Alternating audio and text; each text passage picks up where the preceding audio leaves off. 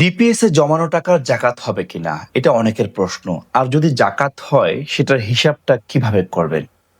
এটা একটা অনেক গুরুত্বপূর্ণ বিষয়। তার আগে একটা হাদিস আপনাদেরকে বলে রাখছি যে জাকাতটা আসলে কিভাবে ফরজ হয়।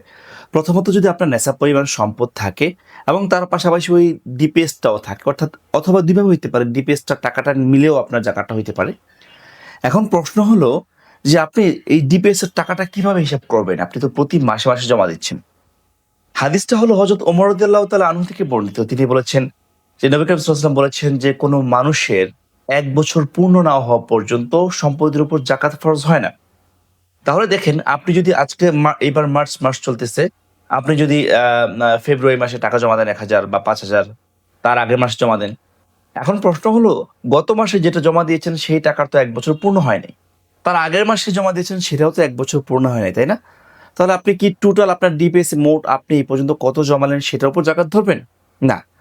আপনি হিসাব করবেন যে আপনি যদি এই মাসে হিসাব করেন যে এই মাসে আপনি জাকাত দিবেন, তাহলে মার্চ মাসে গত বছর মার্চ মাসে যেই টাকাটা আপনি জমা দিয়েছেন এবং গত বছর মার্চ মাস পর্যন্ত যেতটুকু টাকা আপনার রিজার্ভ হয়েছিল, সেই টাকাটা আপনি হিসাব করবেন। কেননা ওই টাকার কিন্তু ১ বছর পূর্ণ হয়েছে।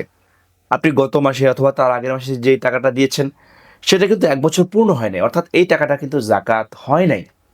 সুতরাং সম্পদের জাকাতের হিসাবের ক্ষেত্রে আপনাকে অবশ্যই গুনতে হবে যে এই সম্পদটা আপনার কাছে ১ বছর গচ্ছিত কিনা। আর কেউ যদি জাকাতটা আদায় না করেন, এই ডিপিএস এর জাকাতটা যে জানেন না এতদিন আদায় করেন নাই। যখন আপনি টাকাটা তুলে ফেলবেন, তখন প্রতি বছর এই টাকাটা কত করে জমিয়েছেন, মানে প্রতি বছর কত করে জমেছে সেই হিসাব করে প্রত্যেক বছর ইন্ডিভিজুয়ালি জাকাতটা আদায় করতে হবে। আপনি যদি জাকাত আদায় না করেন, সেক্ষেত্রে কিন্তু আপনি গুনাহগার হবেন।